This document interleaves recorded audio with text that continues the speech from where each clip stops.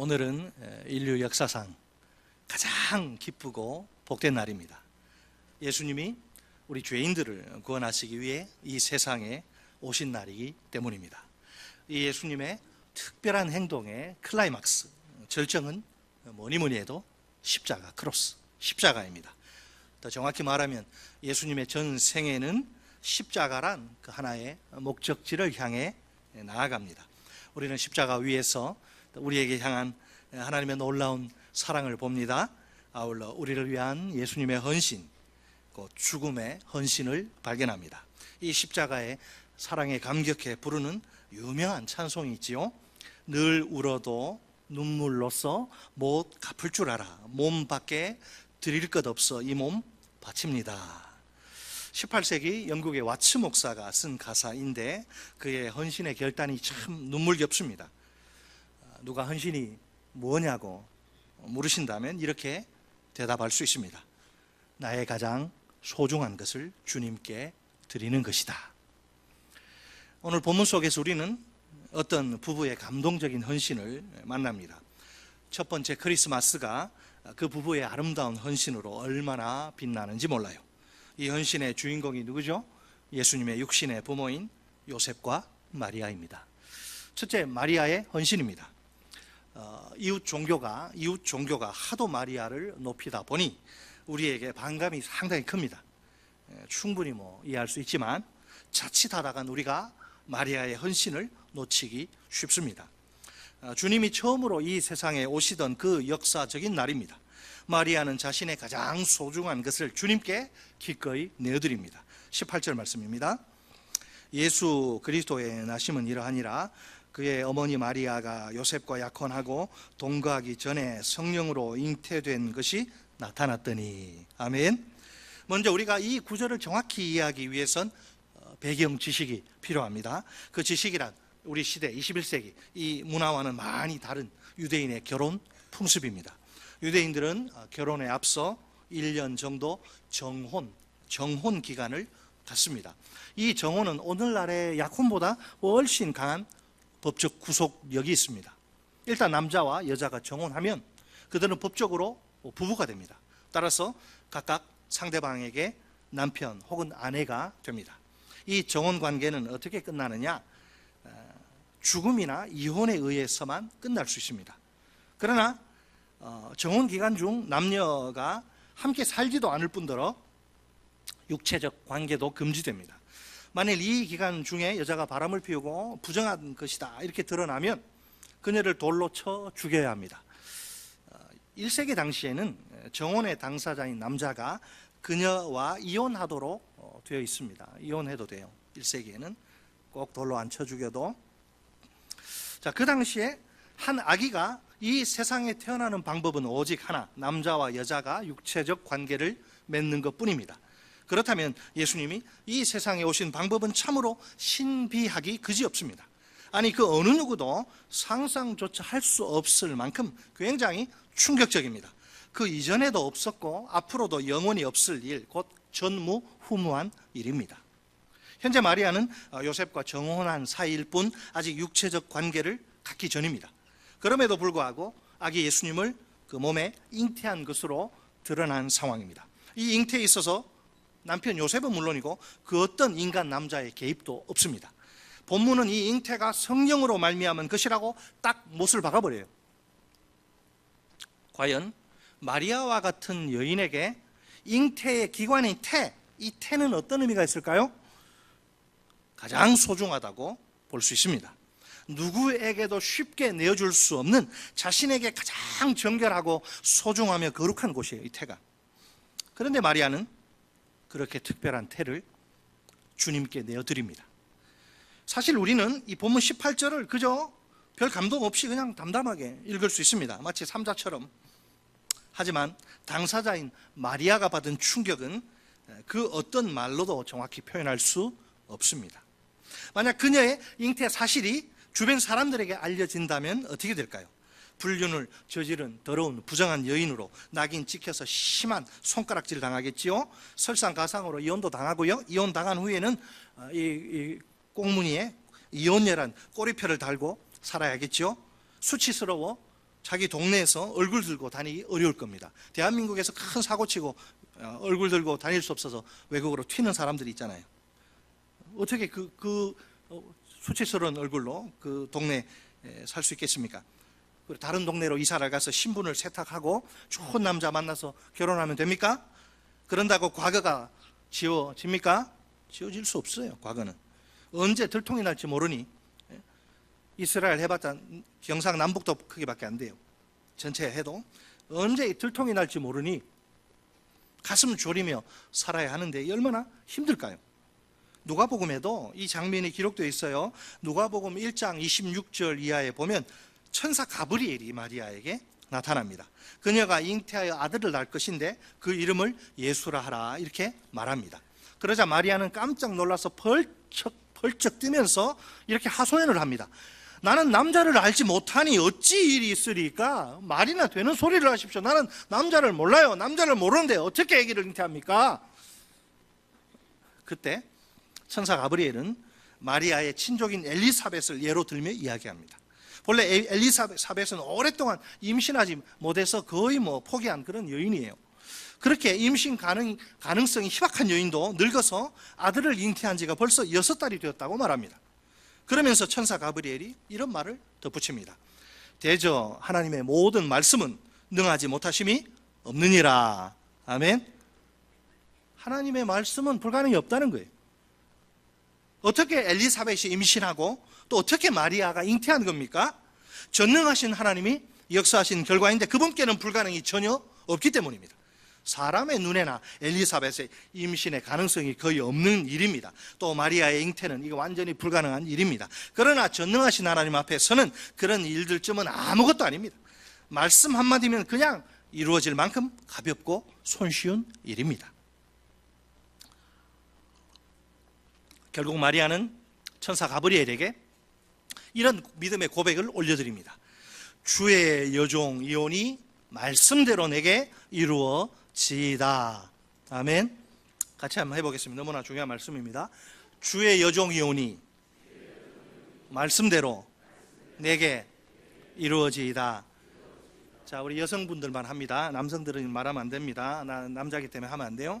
저는 어쩔 수 없이 하지만 주의 여종 이온이 말씀대로 내게 이루어지이다. 자, 우리 남자들도 우리 가만히 있으면 안 되지. 주의 남종이 오니 말씀대로 내게 이루어지이다. 아멘. 말 안 하는 분은 없죠. 남자 여자 딱 두 종류밖에 없으니까 우리는. 분명 그 어느 종교에서처럼 마리아를 성모로 떠받드는 거 이건 결코 올바르지 않습니다. 성경적이지 않죠. 왜? 마리아 역시 하나님이 보실 때 우리와 별 차이가 없는 죄인이기 때문입니다. 그렇다 해도 주님을 향한 그녀의 헌신은 우리 모두에게 귀감, 본보기가 됩니다. 놀랍게도 마리아는 천사 가브리엘의 그 정말 엄청난 메시지에 순종으로 응답합니다. 그녀는 자신을 여종이라고 인정합니다. 이 여종이라는 이 단어는 주로 아주 그 낮은 지위에 있는 미천한 사람을 가리킬 때 사용됩니다. 예를 들면 종이 자신의 그 미천한 지위를 인식하며 주인에게 이제 말을 하는 경우입니다. 마리아는 자신이 하나님 앞에서 어떤 존재인지 분명히 깨닫습니다. 그녀는 요셉과 정혼한 처녀 이전의 하나님의 여종입니다. 그녀에게 가장 중요한 것은 자신의 감정이나 생각이나 기분이나 뜻이 아니에요. 자신의 명예나 이익이나 안전도 아닙니다. 바로 하나님의 말씀이요, 그분의 뜻입니다. 하나님의 말씀이, 그분의 뜻이 자신의 인생 가운데 성취되어야 하는 겁니다. 하나님의 여종으로서 마리아는 그분이 요구하시는 것을 분명히 받아들입니다. 솔직히 인간적인 눈으로 보면 이 순종은 대단히 위험합니다. 아무나 할 수 있는 게 아니에요. 앞으로 그녀에게 어떤 고난과 어떤 험악한 세월이 닥칠지 아무도 예측할 수 없기 때문입니다. 그래도 그녀는 이 위험한 순종의 길을 가기로 굳게 결단합니다. 이유는 단 하나, 하나님이 주인이시고 자신은 그분의 여종이기 때문입니다. 여러분, 종이 누구 명령을 따라야 합니까? 종이 주인의 명령에 순종하는 것은 너무나 당연한 일이 아닙니까? 다른 일을 아무리 잘해도 주인의 뜻을 무시한 채 자기 멋대로 행동한다면 어떨까요? 그런 사람을 주인의 종이라고 말할 수는 없겠지요. 자, 여기에 모인 우리는 마리아처럼 하나님의 종이 맞습니까? 다시 한번, 자신 없으시면 여기 왜 모여 있나요? 여기에 모인 우리는 마리아처럼 하나님의 종이 맞습니까?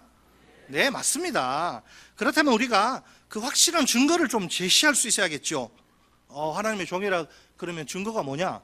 좀 제시해봐라. 예, 증거 제시할게요, 제가. 본문은 책갈피 놓으시고 로마서 14장. 왜 우리가 우리 마음대로 인생 살면 안 되는가? 왜 기분대로, 감정대로, 느낌대로 살면 안 되는가? 로마서 14장 7절로 8절, 258쪽입니다. 신약성경 258쪽. 로마서 14장 7절, 8절 같이 우리 한 목소리로 있으면 우리 믿음의 고백으로 읽습니다. 시작.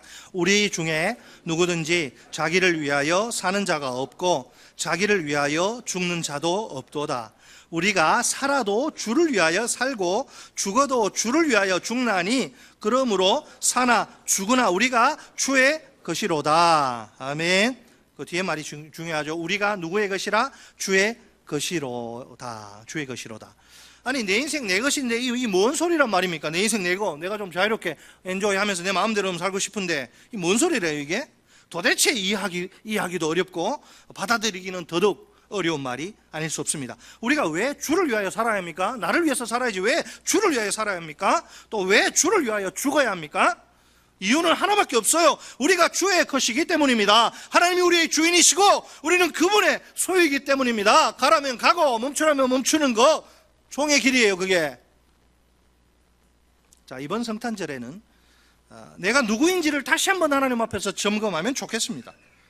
오늘 하나님이 마리아의 입을 통해 내가 누구인지 나의 정체성을 분명히 가르쳐 주십니다. 나는 누구라? 하나님의 종이요, 하나님은 나의 주인이십니다. 이 고백이 진실이라면 내 인생에서 최고로 중요한 것은 무엇일까요?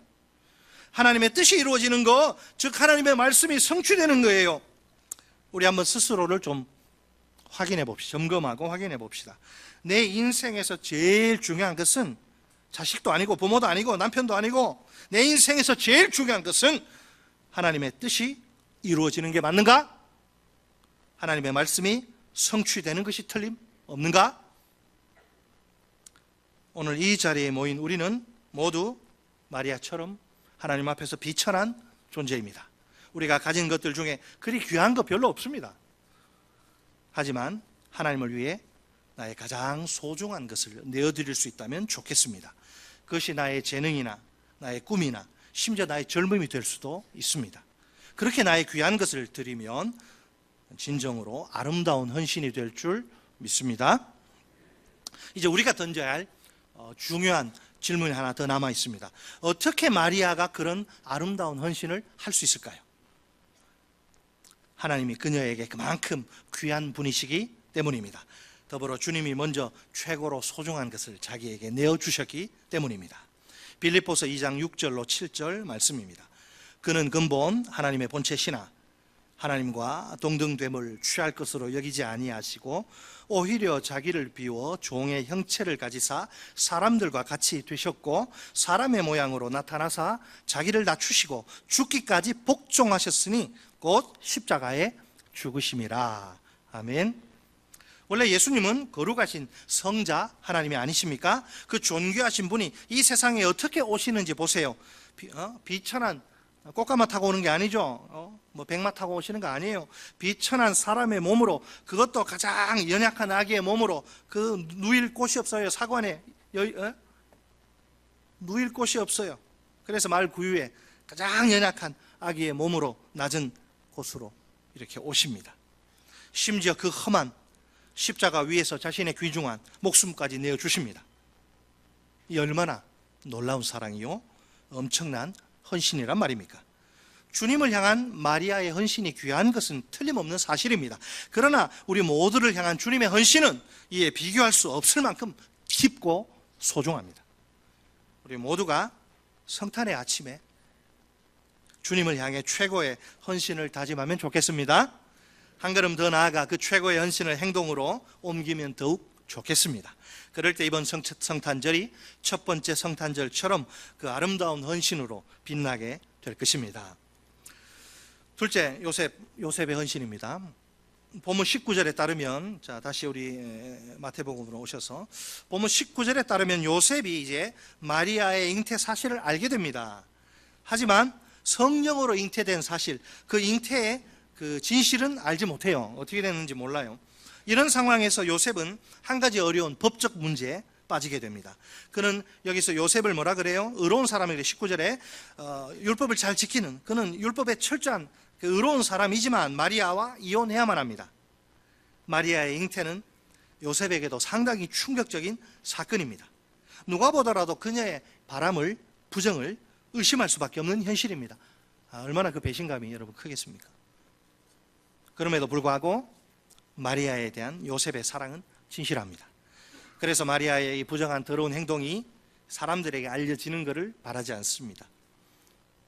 어떻게 해서라도 마리아의 그 명예만큼은 지켜주고 싶은 것이지요. 결국 요셉은 두 증인 앞에서 은밀히 비밀히 마리아와 이혼하기로 마음을 먹습니다. 최소한의 사람 앞에서 이제 요셉과 마리아의 이혼이라 하나님의 구속사라는 관점에서 이거 용납될 수 없는 일입니다. 하나님의 마스터 플랜, 청사진, 계획에 따르면 예수님은 반드시 다윗의 후손으로 오셔야 합니다. 그러니까 요셉의 아들로 태어나셔야만 하는 거죠. 이런 상황에서 만약 요셉이 이혼을 행동으로 옮긴다면 큰 낭패가 아닙니까? 이제 하나님이 친히 개입하셔야 할 때가 찹니다. 본문 20절에 의하면 주님의 천사가 꿈에 요셉에게 나타나 상황을 설명하며 자초지종을 상황을 설명하죠. 천사가 요셉에게 전달한 하나님의 메시지는 명확합니다. 마리아는 사람들이 생각하는 것처럼 부정한 관계를 통해서 아이를 잉태한 게 아니라 성령으로 잉태한 겁니다. 그러니 요셉은 그녀와 결혼하는 것을 두려워하지 말아야 합니다. 이 메시지는 요셉의 고민을 확실히 해결해 주고 맙니다. 실제적으로 그에게 문제가 되는 것은 마리아의 부정이죠. 그런데 이 메시지를 통해서 마리아의 부정이라는 그 혐의가 확실히 벗겨지기 때문입니다. 무혐의 처분, 성령의 특별한 역사로 잉태한 거지 바람 피워서 남의 남자 씨를 가진 게 아니라는 거예요.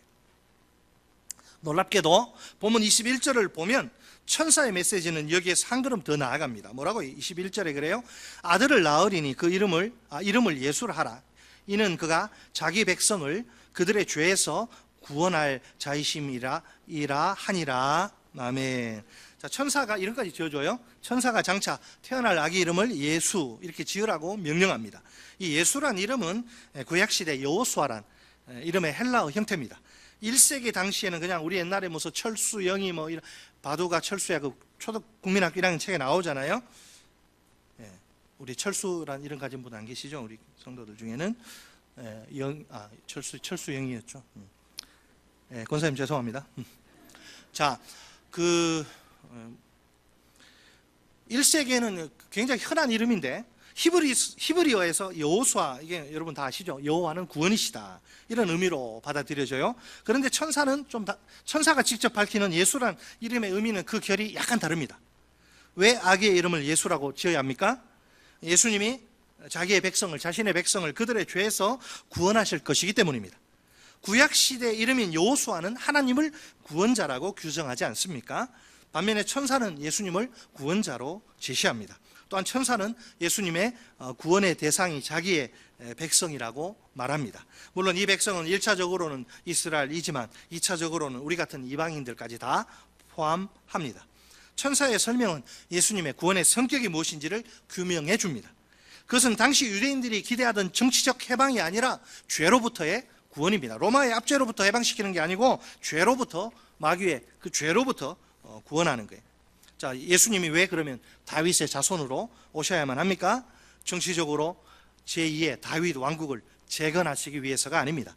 다윗 왕국이 내다본 진정한 메시아 왕국을 세우기 위해서입니다.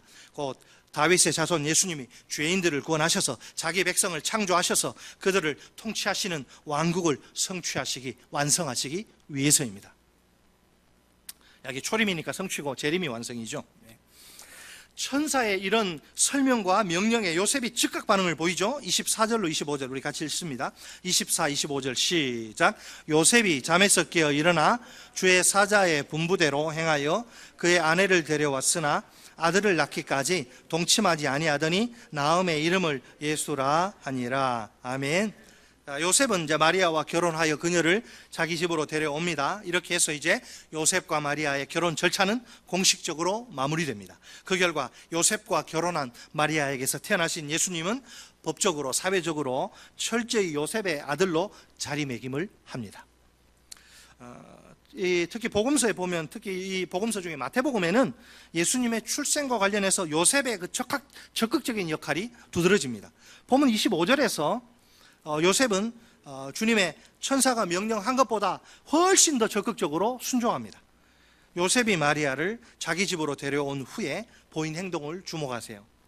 마리아가 예수님을 낳을 때까지 그녀와 육체적 관계를 갖지 않습니다. 이 사실이 의미하는 것은 무엇일까요?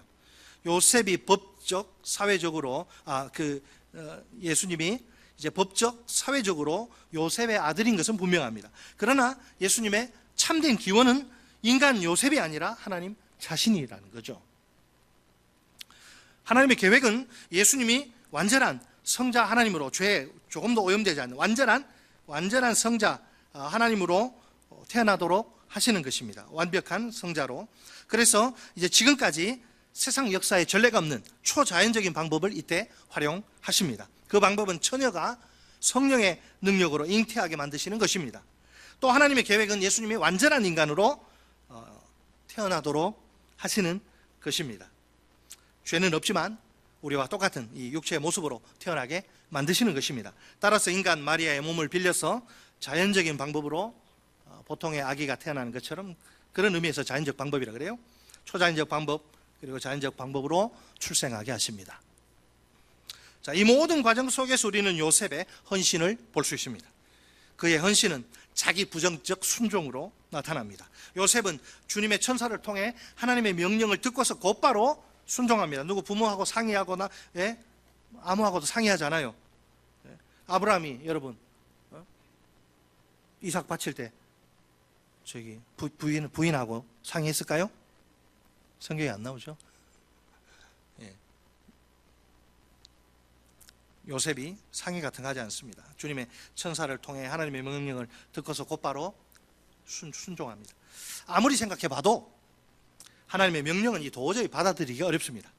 자기와 정혼한 마리아가 의심스러운 잉태를 한 상태인데 그녀와 결혼을 하라니요. 이 명령은 당시에 종교적 규범을 훌쩍 뛰어넘은 것입니다. 처녀 마리아가 성령으로 잉태했다는 천사의 설명은 또 어떻습니까? 인간 요셉의 이성적 이 머리 이해를 훨씬 초월한 것입니다. 그러니까 하나님의 명령은 순종하기가 거의 불가능하다고 볼 수 있습니다. 그런데 참으로 놀랍게도 요셉은 그 모든 규범과 이성을 초월합니다. 하나님의 명령에 순종합니다. 무조건 절대적으로. 더욱이 그는 주님의 천사가 명령한 것보다 훨씬 더 적극적으로 순종합니다. 마리아와 결혼한 이후에도 예수님이 태어나시기 전까지 마리아와 육체적 관계를 갖지 않다니요. 한마디로 말해 이것은 자기 부정적 순종입니다. 자신의 종교적 신념과 이성적 판단과 남편의 권리마저 적극적으로 포기한 셈입니다. 그 목적은 단 하나, 오로지 하나님의 명령에 절대적으로 순종하기 위해서 말입니다. 오늘날 자기 권리와 이성 그리고 신념에 집착하는 그리스도인들이 꽤 많습니다. 심지어 그런 개인적인 것들을 하나님의 말씀보다 더 앞세웁니다. 하지만 이와 같은 행동은 예수님의 가르침과 정면으로 충돌하기에 문제가 심각합니다. 그리스도인의 본질은 자기 부인과 자기 십자가가 아닙니까? 마태복음, 우리 다 같이 마태복음 16장 24절 말씀 끝으로 읽겠습니다. 마태복음 16장 24절 직접 이렇게 눈으로 확인하시는 게 좋을 것 같아요. 눈으로 확인하시고 입으로 소리내어 읽으시고 28쪽에 신약성경 28쪽 마태복음 16장 24절 같이 읽습니다. 시작. 이에 예수께서 제자들에게 이르시되 누구든지 나를 따라오려거든 자기를 부인하고 자기 십자가를 지고 나를 따를 것이니라. 아멘. 여러분, 믿음이란 게 뭐예요? 믿음이란 것은 전인격적으로 자신의 전부를 그리스도께 드리는 것, 맡기는 것입니다. 주인이 바뀌는 것입니다. 이것은 지금 24절, 이거는 예수님을 따르는 삶, 이걸 고상한 말로 제자도라 그래요. 제자도의 일반적인 원리입니다. 당연히 우리 모두에게, 여기 무리로 살고 싶은 분 없죠? 당연히 우리 모두에게 그대로 적용되는 원리겠죠. 그리스도인들 중에서 이 원리를 피해갈 수 있는 사람은 아무도 없습니다. 이거는 무슨 목사님들, 장로님들, 특별히 은혜 받은 사람들에 해당되는 게 아니에요. 우리 모든 그리스도인들에게. 여러분, 자기를 부인하고 자기 십자가를 지고 예수님을 따르라는 게 무슨 뜻일까요? 간단히 말해 하나님의 뜻에 무조건 순종하라는 것입니다. 문제는 나의 감정이나 기분이나 생각이나 뜻이, 환경이 하나님의 뜻과 자주 충돌하는 거죠. 저도 이런 경우가 많은데, 이런 상황에서 하나님의 뜻에 그런 것들, 내 개인적인 것들 고려하지 않고 하나님의 뜻에 절대적으로 순종하려면 어떻게 해야 할까요? 마땅히 나의 감정이나 기분이나 생각이나 뜻을 다 내려놓고 포기해야 합니다. 이것이 바로 예수님이 우리에게 기대하시고 기뻐하시는 참된 제자도입니다. 자기 부인과 자기 십자가가 있어야 진정한 그리스도인의 삶이 가능합니다. 여러분, 지금까지 인생을 살아오시면서 하나님을 섬겨오시면서 내 기분, 내 감정, 내 뜻과 하나님의 뜻이 충돌할 때 몇 번이나 내 뜻, 내 기분, 내 감정 꺾고 내가 싫지만은, 괴롭지만은 하나님의 뜻에 순종해 보셨습니까? 그런 적이 몇 번이나 되세요? 우리 한번 솔직하게 말해 볼까요? 이미 예수님이 우리를 구원하시기 위해 자기 부인과 자기 십자가의 길을 가셨습니다. 주님도 그게 얼마나 하나님과 끊어지는 단절, 얼마나 고통스러웠으면 뭐라 그래요? 이 잔을 좀 내게서 옮겨줘. 왜 이 방법 말고 다른 방법 없어요? 왜 내가 십자가에 죽어야 됩니까? 이 잔을 내게 좀 옮겨달라고. 그러나 나의 원대로 마시고 아버지의 원대로, 뜻대로 되기를 원하나이다.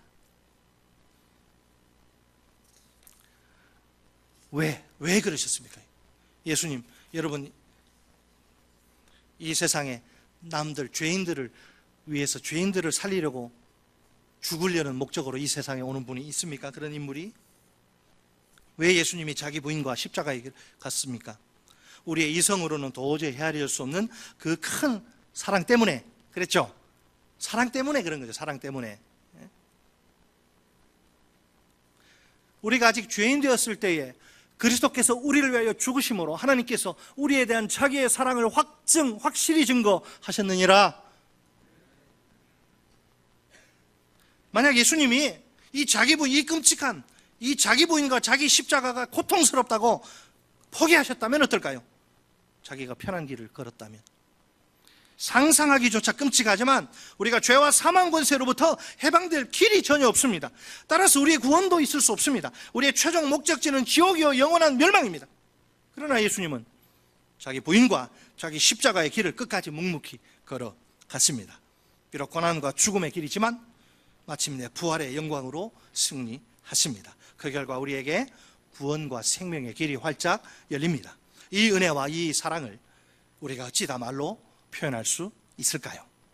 어떻게 우리가 그 큰 은혜와 사랑을 조금이나마 보답할 수 있을까요? 시편 116편 12절 말씀입니다.